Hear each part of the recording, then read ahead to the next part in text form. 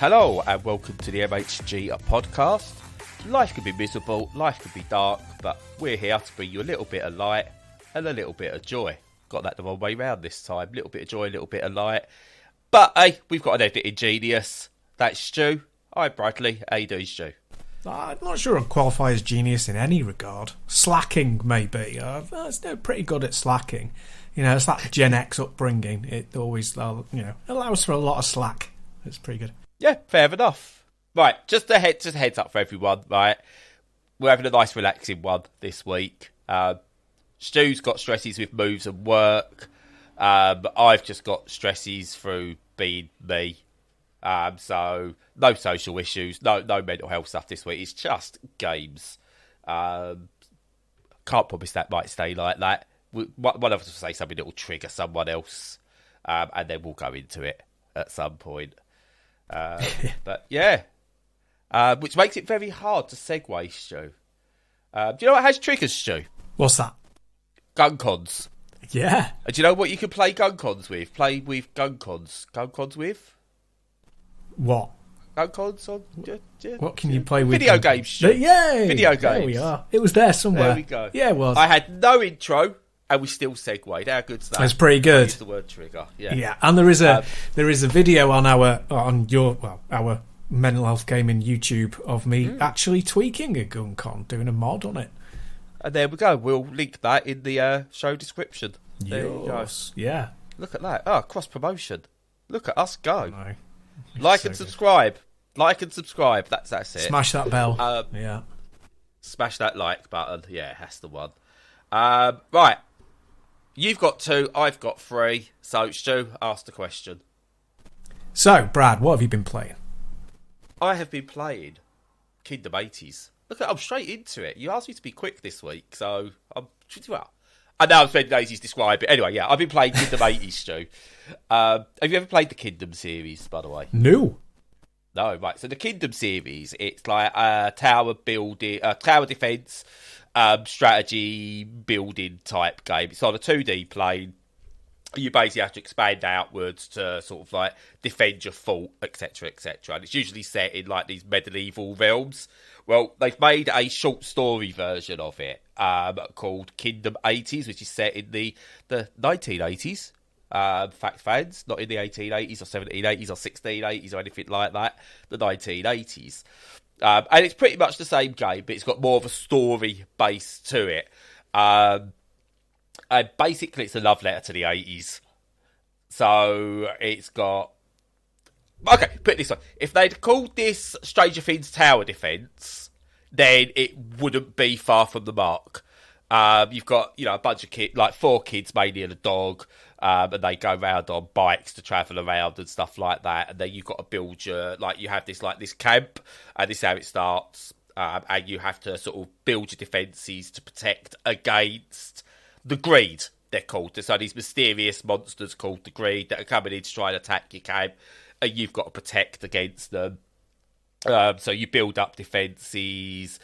You have to do other things to sort of get other, to earn coins to build things up. So typical tower defensey type stuff on a 2D plane.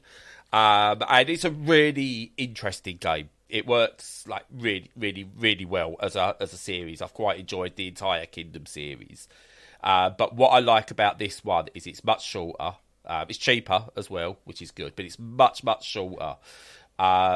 And the 80s references are really, really cool. And I think I've said this before with stuff. So Skyrim or the Elder Scrolls games and Fallout are essentially the same game. Apologies to anyone who's really into them, but they're essentially the same game. But I've always gravitated towards Fallout because I understand that setting more. And it's the same with any kind of game like that. You tell me arcane magic and wizards and stuff I can't associate myself with it. Put it in a modern setting or a setting that I understand, a technological setting or an apocalyptic setting, I get it and I can associate more with that.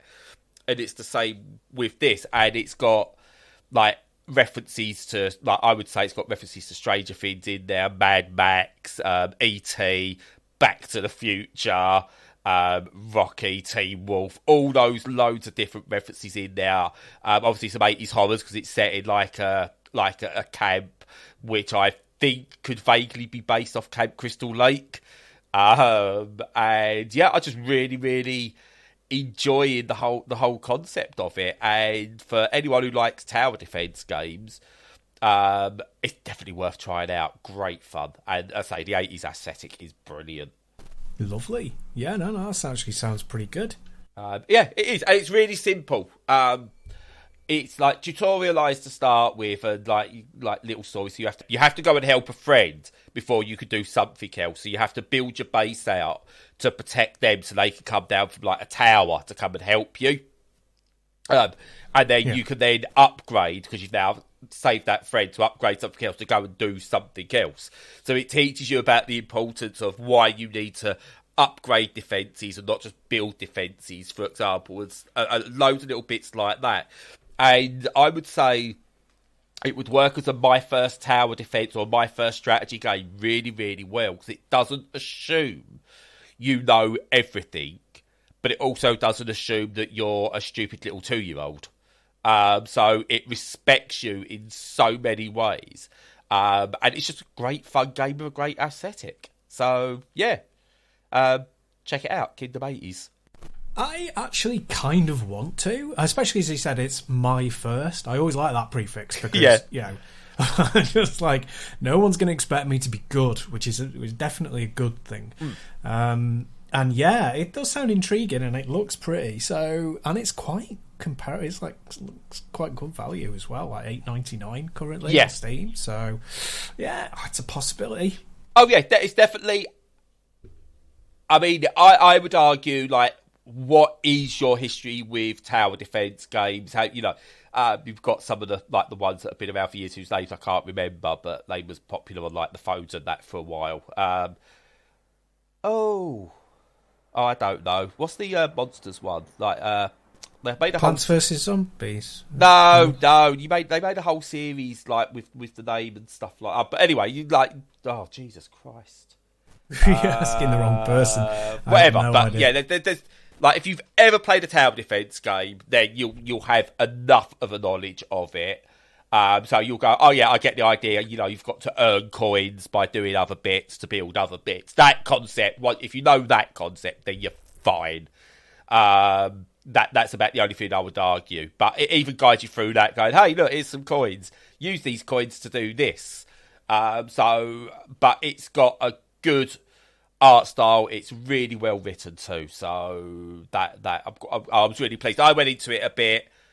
Oh, I've played a lot of Kingdoms. Is this just going to be a new skin? And yes, it is, but it's a great skin as well, and it's a good jumping on point for anyone to try these games. Nice, yeah, cool. What have you been playing, Stu? Have you jumped out the 80s? I have, and then dived back in. But my first game was jumping out of the 80s pool, as it were. But yeah, I kind of playing something almost completely the opposite. It's got tenuous links to the 80s, as you'll see, but I've been playing a game called Mars First Logistics, which doesn't really say on the tin what it is, but it's very intriguing. So basically what it is you are a lunar lander, although it's not lunar, so a Marser lander. You're a Mars rover type vehicle. And you've got the tasks to help colonists basically build up Mars, the planet Mars. And you start with like tiny little objects that you have to shift around and help them build a infrastructure, a society, a habitable, place to be. And how does that work? Well, it's back to a little bit of, Zelda Tears of the Kingdom, bit of nuts and bolts, in that you have to customize your vehicle so that it can do tasks. So if you want to pick up a bucket, you best have some sort of a hook so that you can hook it onto your vehicle. If you want to carry something heavy, you better have a broad base so you can put stuff on your back. And how does it do that? Lego, basically. Meccano. Off-brand Lego. Well, it's not it's kind of off-brand Lego, really. It's basically Lego style, bricks clipping together and all of that. And intriguing. Intriguing is the word. So it looks very much in that sort of French aesthetic, like Möbius and the Tintin stuff, Hergé. Cell shaded, really gorgeous. Looks like Sable and Rollerdrome, those games. Really attractive looking game. Runs perfectly on the deck. And very intriguing the way that when you go into like the menu to add stuff to your little Tonka truck thing, your little Lego truck, it's very much like the instruction manuals that you get for these things for when you buy Lego. Yeah. And you have a certain number of pieces you can use, which of course increases when you complete tasks.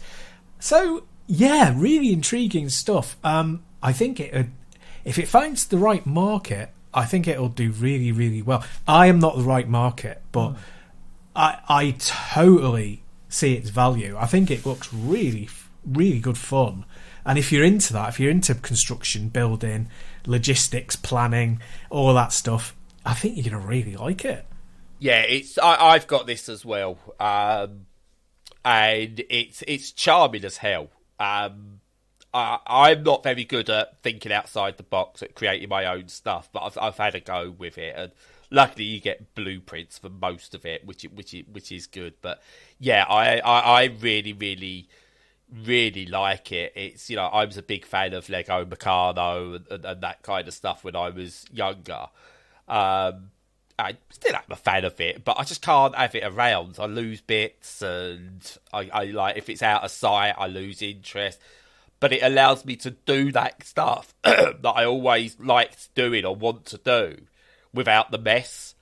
And yeah, my thoughts on it are, okay, this is a really, really fun and interesting first go at things.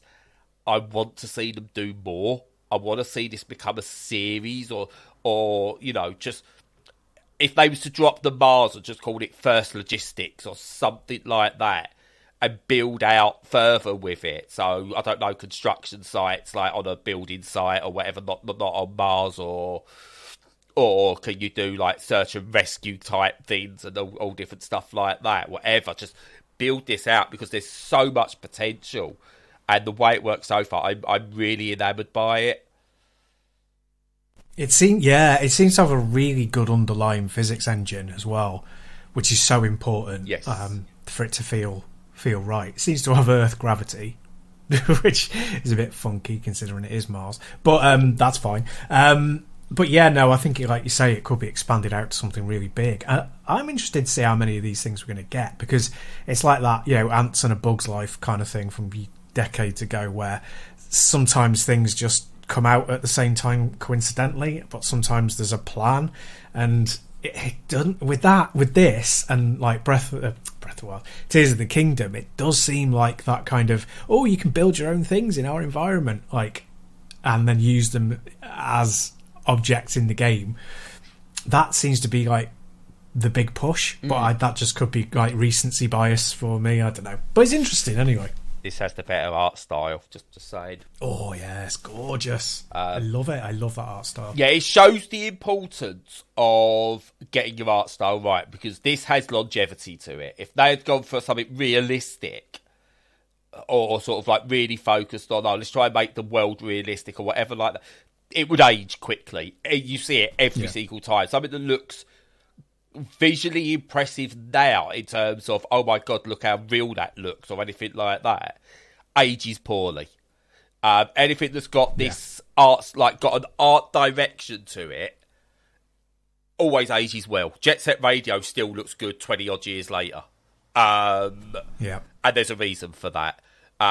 Tony Hawk, as good as that original game was, looks a bit shit now. So, there's a reason why Wind Waker's still one of the best looking Zelda games, and all the 2D ones are great looking Zelda games. And that one they put out on the Wii, which I forgot what it was called, GameCube and Wii one.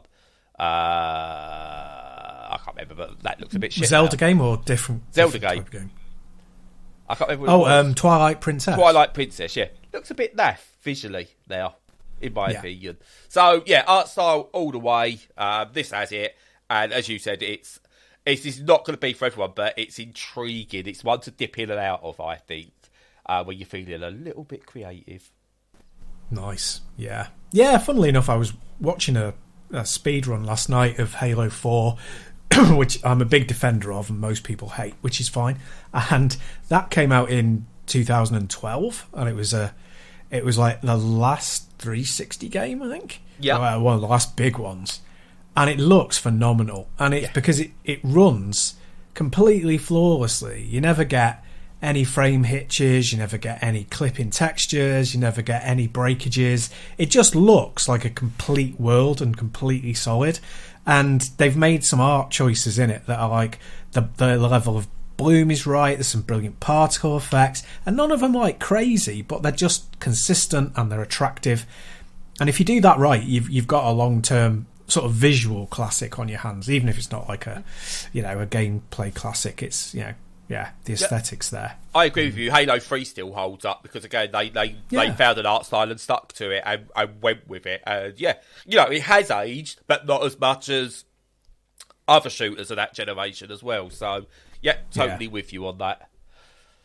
Yep. Talking of aging series and that 360 era, I've been playing Trepan 2 or Trepan Squared. I don't know how you pronounce this one. It's Trepan or Trepan. It's got a 2 at the end, but I don't know if it's a 2 or a squared. But anyway, my review of this is, do you remember Fear? I do. Right, there you go. It's Fear. Have at it. Basically, I will. Basically, the sequel to Fear and Fear 2, we won't say anything about Fear 3, that we've been waiting for. And that's basically what this game is. It's a gory FPS with otherworldly enemies and story scenarios and things like that, with bullet dodging in there. It's fast, it's frantic, it's tense. It's not scary because games can't be scary because nothing's scary, but that's just me. So some people might find it scary. It's got a really, really good single-player campaign. Yay. Do you remember those? Good single-player campaigns? Vaguely, yeah.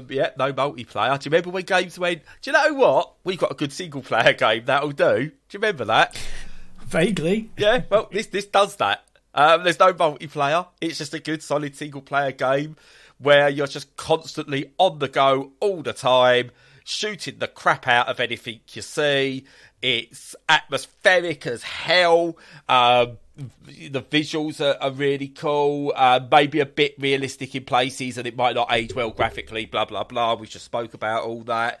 But for playing it right now, the mix of shooting mechanics, melee mechanics, the superpowers you pick up and stuff like that, the close corridor, like the tight corridors with the darkness and using your torch and everything, all comes together really, really well. Not the best torch I've ever seen in a game, but a good torch in terms of how it lights the room. You sometimes get those torches where it's a dot and that torch just lights up a dot. And then you get others that just light up a whole room. You go, there is an in-between. This does the in-between bit really well. So, well done to these. But the environment's sort of destructive in places. Enemy AI is pretty decent, depending on the difficulty level you choose. You can be flanked and stuff like that. Some are just bullet fodder. But, oh my God, it's everything I wanted in a Fear spiritual successor, shall we say. And I absolutely fucking adore this game. It's brilliant. Nice. And also 25 quid as well. So it's realised that it's not going to sell itself on just being single player alone. It's gone, look, it's only single player, 25 quid. There you go. Have fun. Well, I certainly will, because it's been a long time since I've played a new FPS, and the most recent one I think I played was Proteus, which is a boomer shooter, so it's a throwback.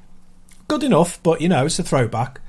The last one that's actually new and had new ideas that I played was Bright Memory Infinite. Do you remember that one? I have no idea what words you've just said. Yeah, it was a bit of an odd one. So there's a game called Bright Memory. I think it's Korean.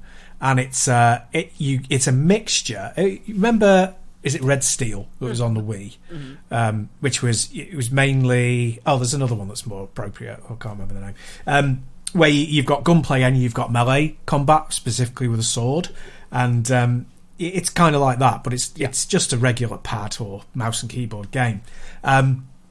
And they brought out a enhanced version called Bright Memory Infinite about a year and a half ago, I want to say, and that's really, really good. If you're into FPS and you want to play a modern one that looks good, plays well, got new ideas, that's one.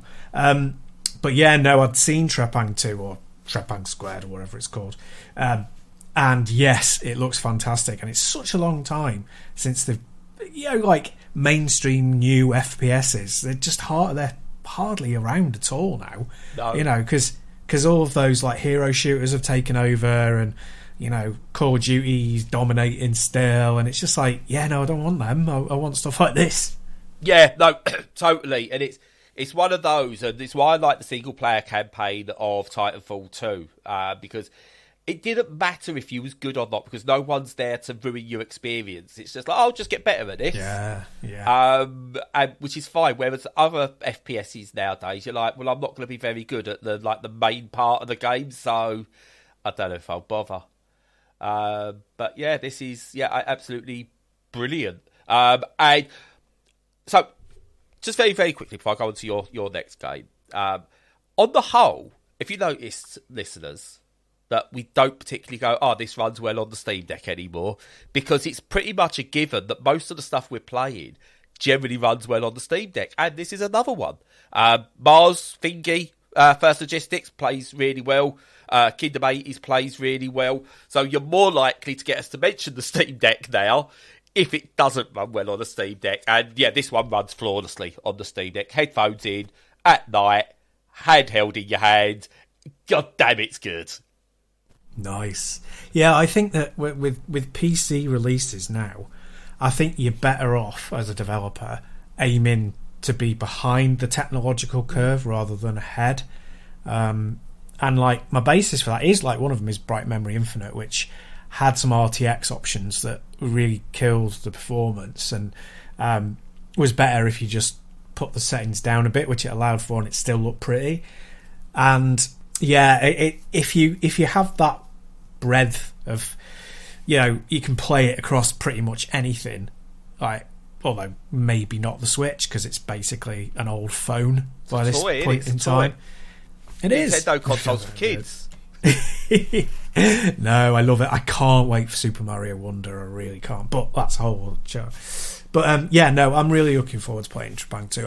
It has been on my radar. It dropped off, but it's way back up on it now. So yeah, doing it. Do it. I want to hear your thoughts, because it is. Yeah, it's brilliant. I'm not very good at it, but it's brilliant. Nice. What's next from you, Stu? Because I hear that you've been going a bit 80s past horror as well. I have. I've plunged back into the pool that is the 80s, and I've been playing Aliens Dark Descent, which is a sort of RPS. That's probably the wrong term. RTS, I mean. Yes. So it's kind of an RTS, but it's, when they say real-time strategy, they kind of don't mean that anyway. They mean, there's little bits of pauses and stuff. This is very much a kind of like an action game, which has RTS elements in a way. So it's also semi-automated. So to give you an idea, it's kind of the setup and the look and the angle is very XCOM. Yeah.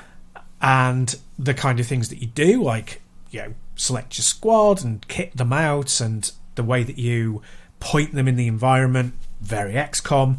But the difference is it's very much real time when you get into it. So you get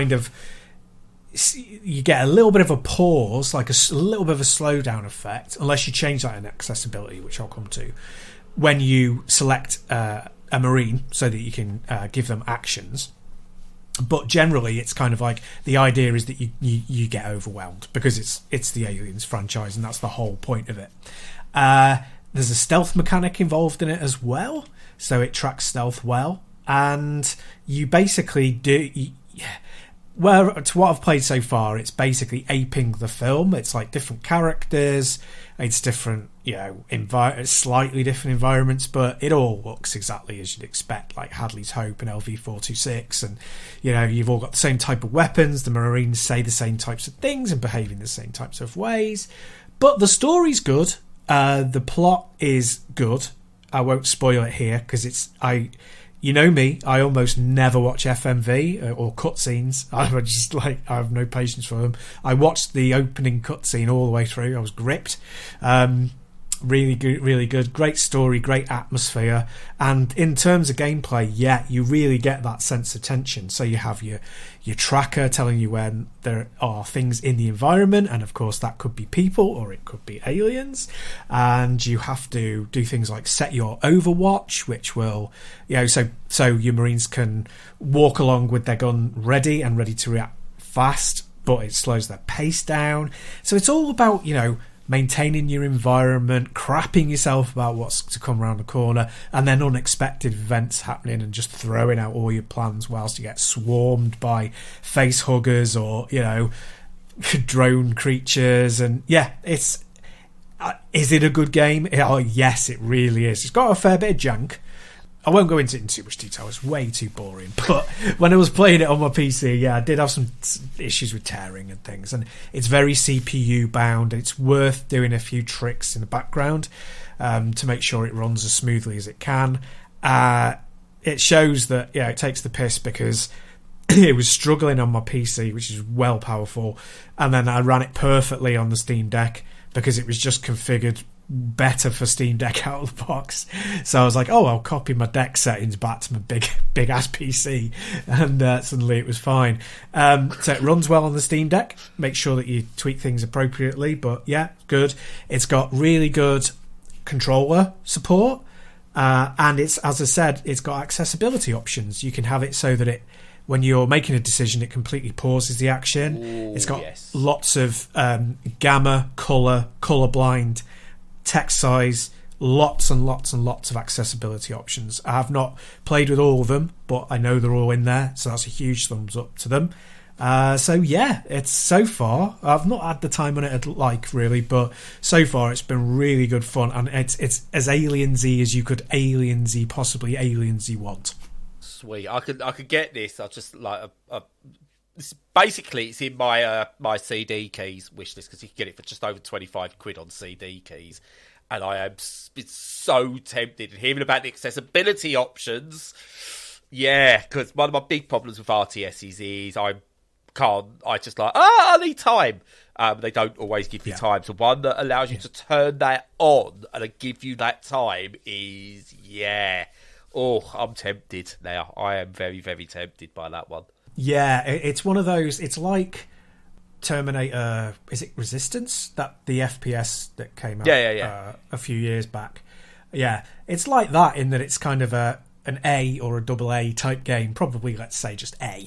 And but I think it's going to be a grower rather than a shower. I think it's going to have a long tail and do really well over time. Yeah. Even though its impact has been a bit low, I think it's going to really grow a fan base because it's got a really solid core to it and a really good idea with a great IP backing it.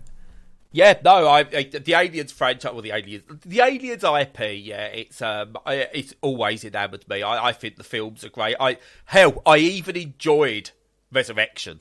Okay, right, I even enjoyed it for what it was because it's aliens. It's bad. It's a bad film, but it's aliens. So give it to me. Yeah, talking of defending crap films, I quite like Alien vs Predator, which is absolutely abysmal. Because why not? Why not? It's stupid. So why not? Yep. Like what you like. Okay, simple as that. So I Alien 3 on the Mega Drive, I think I played. The one where you had to spend most of your time crawling through the air ducts. And that's the kiddie. Yeah, love that. I felt so bad after I was playing an Alien game when I was younger and stuff like that. So you know what, I love Aliens. So I'm gonna, as soon as money allows, I'm gonna definitely buy this one. Final word on Aliens for today. I have bought for a couple of quid a while ago and have forgotten until now. So it's good that we talked about it.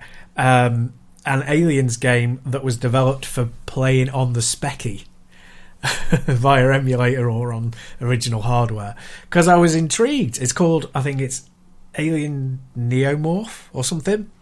And yeah, it's about like 20 kilobytes or something. But it's like a fully modern game developed for the Speccy, and I'm really intrigued by it, and I want to play that. So I'm going to play that and report back on that one as well. Yes, I love. Again, we love that. When people make new games for extremely old hardware, we're definitely in for that. That's I can't wait to hear what that one's about. Right, but moving on. Sometimes you know what it's like, Stu. Right, you know when you're being chased by a xenomorph, right, and you desperately got to get away, and you can't get through the air ducts. Right, so sometimes you've got no excuse but to go up, and you need to get your practice in for climbing up. So I've been playing New Heights, realistic climbing and bouldering. Nice segue. Yeah.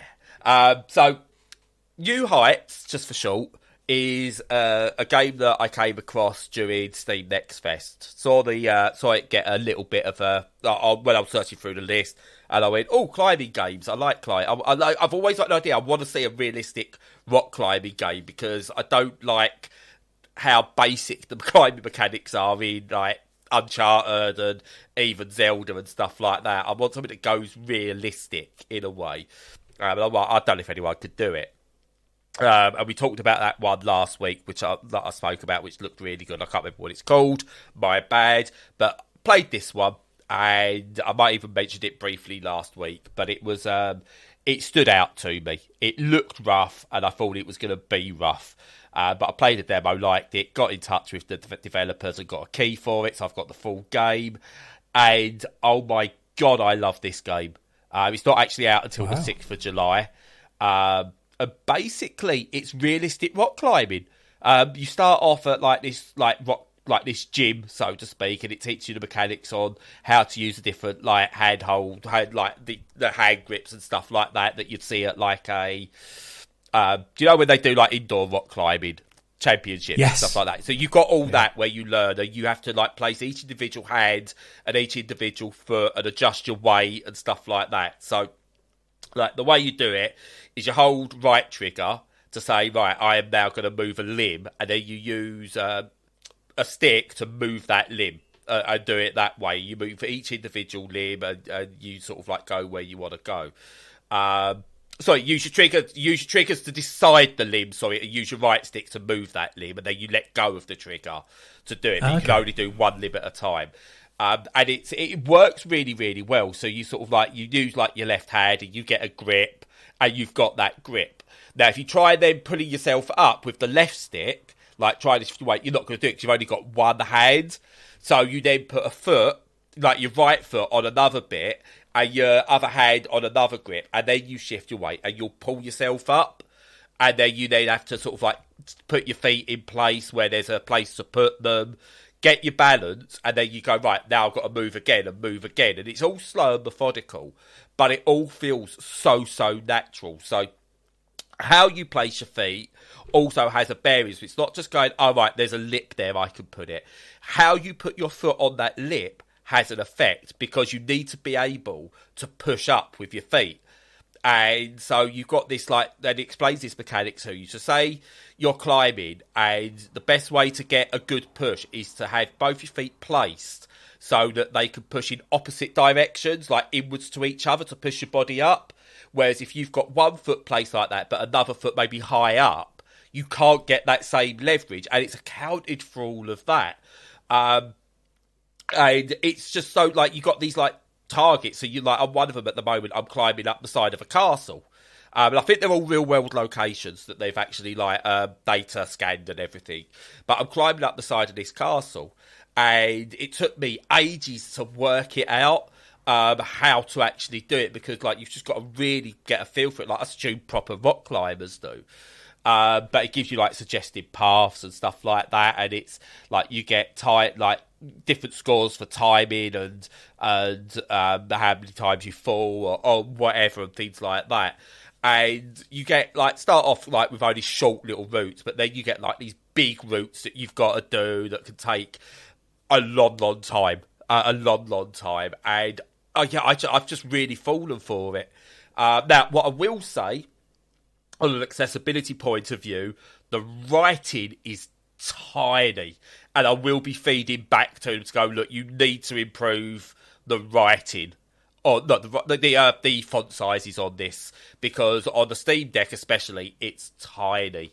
But I'm forgiving that at the moment because I can't believe that this rough looking, what should be just a physics gimmicky, almost Goat Simulator-esque feeling game when you first look at it is my standout of the Steam Next Fest, and it's just something I've just completely fallen for. It's brilliant. Excellent. That sounds really cool. So my question would be, right, have you played climbing games in VR? Because there are a lot of them, or there's a lot of games where there's climbing involved, and it really is good. And it's like, what you do is you tend to have, you separate your controllers, and you kind of, you use the triggers to engage, and then you let go, and you move your arm physically to, put it in a different place, and you climb like that. And it's almost as if you're doing it in real life, but without having to use any of the effort. Does it capture that kind of well, or do you think, if you've played it in VR, you probably shouldn't bother? So I've seen VR climbing, never played it, and VR climbing to me has always looked like, you're just using your hands, and it's never looked like it's proper climbing in that regard, because you don't just climb using your hands, but that's how it's always looked to me. I might be wrong because I've never played it. No, I think you're right. Right, this, you feel like the first moment it goes to you, right, this is how you can climb using just your hands, and it feels difficult. Then it takes you to another one where it teaches you about shifting your weight, and then it takes you to another bit which is about, right, now use your legs. And the second you start using your legs to climb, it clicks, and it feels good. It feels natural. Right. Now, don't get me wrong, it's a little bit quappy in places where some weird physics with your legs as you kind of wrap them around and they do things they shouldn't do as they're moving. It's early access. It's a small developer. I forgive that kind of thing. But once you've placed your feet, it's great. And it, like, you have things like, if you might have a grip that's out of reach, and it will say, you're not going to make this, or it shows you what level of grip you have. So it's up to you. Do you want to risk that your foot might slip as you're trying to lift because you've only got a slight red bar of grip, but your hands have got full green grip? So can you rely on just getting that slight push to then use your hands and things like that? So it's got these indicators to it as well, which tell you like how much risk you want to take and kind of things. And if you get to a point where, say, for example, you're hanging with just your hands, you then start getting this like countdown meter of like, you're getting tired now, your grip's starting to loosen, so you need to get your feet somewhere. And then when you get your feet somewhere, it resets and goes, right, you're fine now, you've got your balance, you've got your grip and everything, so you can start again. So you've got this element of danger to it as well. And I don't think I've ever seen that quite as well done in VR climbers, which I think give you the sense of climbing in terms of the visuals of it, because it's first person and the VR motion and everything. But I don't think, because you're only using your hands in these controllers, it gives you that same feel, honestly, as this does by using a controller. Now, what I will caveat that with is I've only played it on the Steam Deck. Brilliant on the Steam Deck, by the way. I've not played it with a haptic-based controller, so I've not played it with like a Series S controller or a DualSense controller or anything. So I don't know if there's any haptic feedback with grips or anything like that might enhance it even further. I probably should have tried that at some point, and I will try that at some point. But even without that haptics, the visual feedback on it is absolutely outstanding. As I said, just a few little accessibility things they need to work on. UI is poor.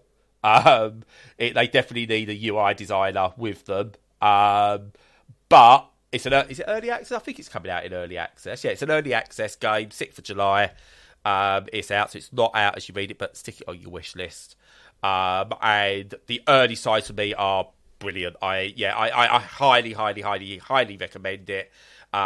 If you hated the climbing parts in Uncharted and Tomb Raider and Zelda, then don't let that put you off, because this is how they should be done. Brill. Yeah, no, that sounds really interesting. It does. You're right. I mean, to my shame, I've not played The Climb yet on VR, even though I have it. It's just because getting around to it. But yeah, I think you're right. I don't think it has that really in-depth sim aspect to it in most VR stuff, where you're considering all your limbs and your weight balance and stuff. So yeah, no, that sounds really, pretty intriguing and quite novel. Yeah, and I say, my first thought when I first saw it was like, this is going to be a look at the body, look at the body moves, and it was going to be like a joke game kind of thing, because there's one that's just come out, I think, called Only Up, which is it's basically a game for streamers, essentially, where you're just climbing up these impossible structures. Basically, they're throwing assets at a screen and we climb up them. And so I was like, oh, this could be it. And then I saw it was like, oh, no, that's not it at all. It's a glorified Minecraft mod. Right. Whereas, no, this is gone. It looks jokey in, like I say, some of the physics and like the body movements, where it's a bit... it doesn't quite... They need to work out how to stop clipping through legs and stuff like that with you as you do things. But it's definitely serious in its nature, and I just give it a look. Everyone, just please give it a look, because what it's doing, I think, hasn't been done before properly or well, and they found the gap in the market and they've gone for it. So good on them. Nice, yeah, good on them, yeah. And the guy who said it to me is called Guido. And if you're called Guido, then you deserve all the wish lists possible, because it's a great name. Money. It's a superb name. Love it. But yeah, no, that's it from me. Just a really good week of like mixing up the games again, but also a lot of Street Fighter. Awesome. I invented a dock for arcade sticks and Steam Deck. So if you check out, obviously it's not made by JSOX, but they've highlighted, put your hands up if you would buy this. If anyone listening could go to JSOX, find their Twitter and go, yeah, I'd buy that for sure, just so I could get that made. I don't care if they make their money out of it and I don't. I just want the dock. And I'd never follow it through myself because I've got ADHD. And they might. So, yeah, tell them you want it. I will. I could get use out of that as well. So, yeah, I will. And they could do the CEO event or an Evo event, where they've got all like people like, we've got the Steam Deck rounds now with their little portable Steam Deck arcade stick combos. There we go. New event at Evo. All good. Let's go. Yeah, I agree. I don't know. Do you know what? I think I'll shut up now. Fair enough. But yes, thanks for that, though. That's it's all interesting stuff, and it's been good games this week. I've really enjoyed playing them, which is nice. So, yeah, for everybody else, hope you have a good week. Catch us next week, of course, as usual. In the meantime, follow us on all the socials. Check out our content on the internet on all the different places you can imagine. And until next time, stay safe and stay sane.